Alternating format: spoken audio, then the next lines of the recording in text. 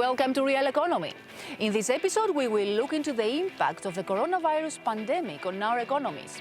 The EU suspended its fiscal rules on public deficits for the first time in history, while the European Central Bank launched a €750 billion stimulus package as a strong sign that it will do whatever it takes to fight against the economic fallout of the coronavirus. Later, we interview the Economy Commissioner Paolo Gentiloni to ask if these measures are enough to avert an economic disaster. But before, we visited Spain to see how the people of work and small businesses are currently affected. Fanny Goré reports. Since the outbreak of the coronavirus in Europe, and especially in the countries that are most affected, such as Italy and Spain, many companies have had to shut down completely.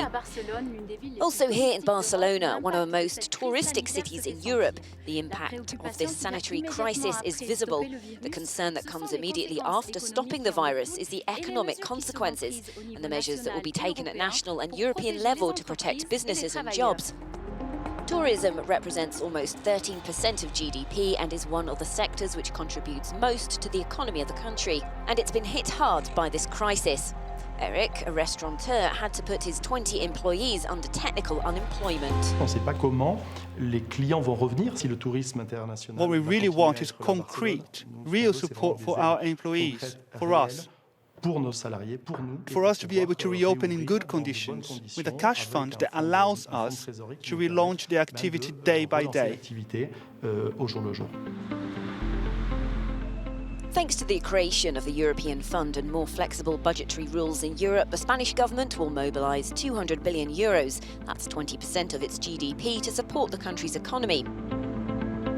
In 65 years, Roberto never closed this hotel. He hopes for fast and coordinated measures. Possibly we'll be taking about 50% of what we'd planned.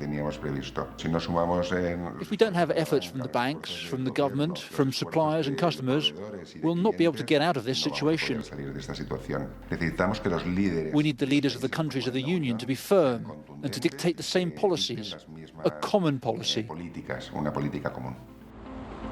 96% of Spanish SMEs are significantly impacted by this crisis, and up to almost 1.5 million jobs could be lost. Even if the ECB announces that it will create liquidity thanks to an emergency plan of €750 billion, uncertainties remain.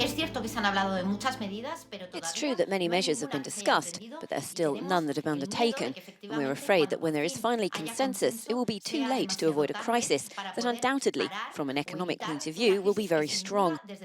And in any case, there will be great disappointment if there's no common and solidarity response to this crisis, injecting the liquidity that it needs and playing all the same game, because there are many SMEs and independent workers that without a doubt will be left behind.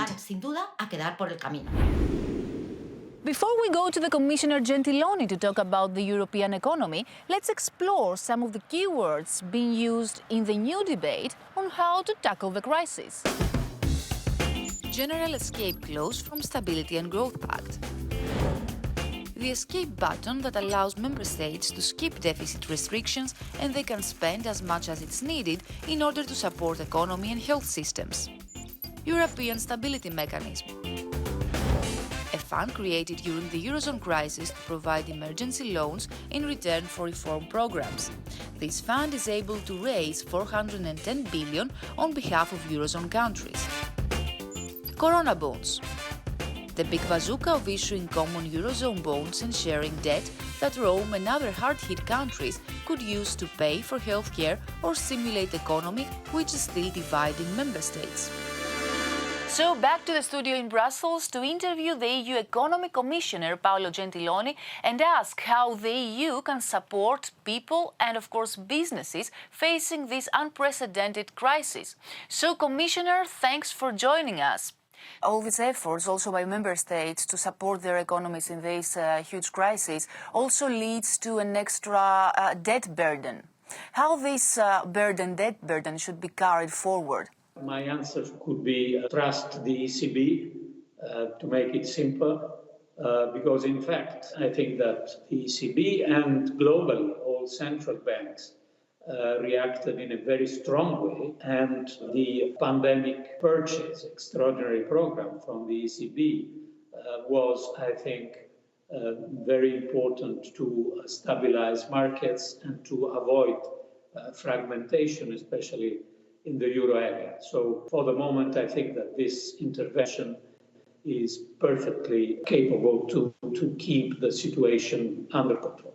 Do you think is it the right time to decide the issuing of corona bonds? The issuing of bonds in financial markets, it is something that has to face the emergency that we have now. We have to share the commitment on these targets, because it's not something that single countries, stronger or weaker economically, can afford alone.